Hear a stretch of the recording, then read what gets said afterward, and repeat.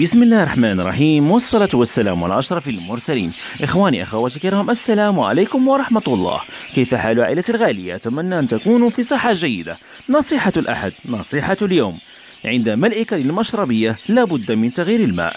لا تتأخر في تغيير الماء في المشربية كل يومين في فصل الشتاء، وكل يوم في فصل الصيف، وذلك لسبب أن الطيور تريد أن تنظف نفسها بالماء والذي هو في المشربية، وكذلك هناك بعض الطيور تنظف المنقار بواسطة الماء في المشربية. وإذا تركت المشربية لمدة طويلة دون تغيير الماء فسيشرب الطائر من الماء المتسخ، مما يؤدي بذلك إلى مرض الطيور. إذا لا تتأخروا في تغيير الماء كل يومين أو كل يوم. كان معكم أبو مكرم من قناتكم قناة محترف الطيور. نهاية عطلة سعيدة، في رعاية الله.